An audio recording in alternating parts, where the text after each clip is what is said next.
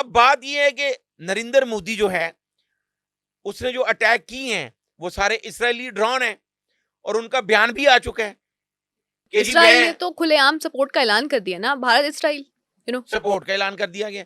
अब देखें, जो वर्ल्ड वॉर होती है, जो पहली भी दो जंगें अगर तारीख कोई देखे तो उसको पता चल जाएगा कि वो कैसे हुई।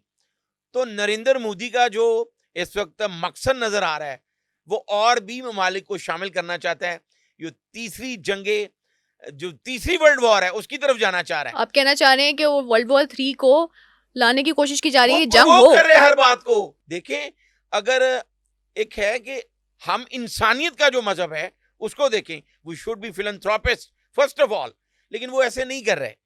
वो आज ईरान का एक डेलीगेशन, बड़े सीनियर लोगों का, जो वहां के अवामी नुमाइंदे हैं और वहां के जो हुक्मरान हैं, वो इस वक्त भारत में बैठा हुआ है, उनको भी बुलवाया गया है। अब कर ये क्या रहे हैं कि सच्चा होने के लिए, जिस तरह कल इन्होंने अटैक करने के बाद व्हाइट फ्लैग जो है उसको लहरा दिया, और हम ये समझे ना सिर्फ पाकिस्तान बल्कि दुनिया में, अगर आपने ट्विटर देखा हो तो वहां पर ट्रेंड बन गया कि भारत ने जंग बंदी का ऐलान कर दिया। जयशंकर ने कहा था कि कोई एक्सक्लेशन नहीं की जाएगी, हमारी तरफ से बस इतना ही था, हम अब हमला नहीं करेंगे। आपने बिल्कुल सही कहा कि जयशंकर ने कहा, और ट्विटर पे ट्रेंड बन गया कि भारत ने जो फ्लैग, देखिए नाजरीन को मैं पहले भी बता चुका हूं कि फ्लैग, जो व्हाइट फ्लैग होता है, वो जंग के दौरान वो जंग बंदी का ऐलान होता है।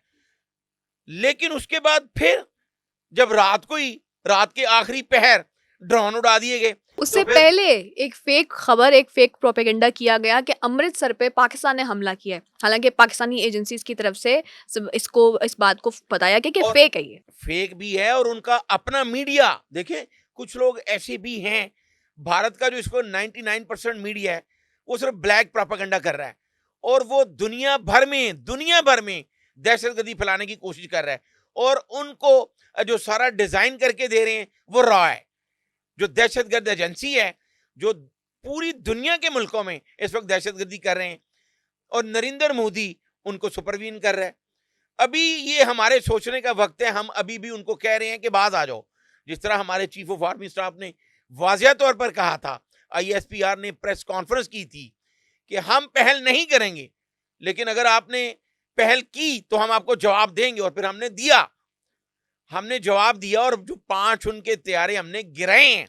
पहले तो उनका मीडिया जो ब्लैक प्रोपेगेंडा कर रहा है वो नहीं मान रहा था, लेकिन जब फ्रांस ने खुद कहा कि हमारे जो सबसे कीमती तैयारे हमने आपको दिए हैं तो वो आपने गिरा दिए हैं, तो फ्रांस को ये भी कहना पड़ा कि पूरी दुनिया में सबसे बेहतरीन तैयारे हमारे हैं, लेकिन नरेंद्र मोदी साहब, आपके पायलट जो हैं वो आपकी तरह दुम दबाकर भाग जाते हैं, तो इस वजह से वो तैयारे गिरे हैं। ये क्वेश्चन मार्क है उनकी दिफाई स्ट्रेटजीज पर। ये क्वेश्चन मार्क है पूरे भारत पर, नरेंद्र मोदी के चेहरे पर लग गया ये क्वेश्चन मार्क। अब वो अपना चेहरा छुपाने के लिए, उस क्वेश्चन मार्क को हटाने के लिए फेस सेविंग करने की कोशिश कर रहा है, दोबारा अटैक कर अवाम रहा में है। आपको नैरेटिव बेचना है, और वही अमृतसर वाली बात कि सब लोग कल रात यही बात कर रहे थे कि अमृतसर पे जानबूझ के क्यों उसका नाम लिया गया कि जो पंजाबी हैं वहां के, वो पाकिस्तान को सपोर्ट करते हैं। देखिए जवेरिया, एक इंग्लिश का वर्ड होता है प्रॉक्सिमिटी, ठीक है? तो हमारे पर तो ये भी इल्जाम लग रहा है जी पाकिस्तानी मीडिया है, तो एमवी कुमार जो जर्नल है, जो 10 लाख फौज को सुपरवीन कर रहा था, उसको कहां लेके जाएंगे?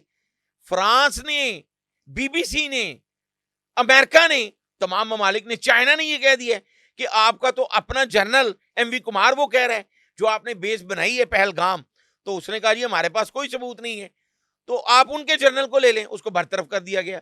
तो व्हाट डज इट मीन? ये सारी दुनिया को अब समझ आ रही है, नरेंद्र मोदी को ये सोचना होगा।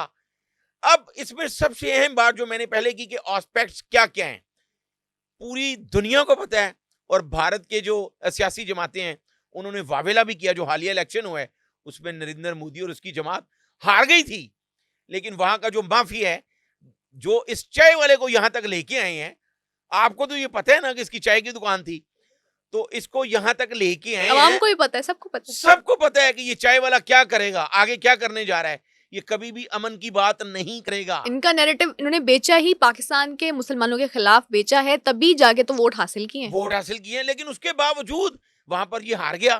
फिर वही माफिया जो इसको चाय वाले खोखे से, जहां ये बैठकर चाय बनाया करता था, वहां से यहां तक लेके आए हैं, वो फिर इन्वॉल्व हुआ और दोबारा इसको आगे लेकर आए।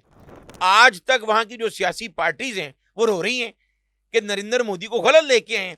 अब नरेंद्र मोदी क्या कर रहा है, वो अपना बयानिया बनाने के लिए, वो अपना नैरेटिव, अपने मीडिया को इस्तेमाल कर रहा है। और वो मीडिया इतना अजीब किस्म का मीडिया है जिसको अब पूरी दुनिया ये कहना शुरू हो गई है कि मोदी गोदी मीडिया।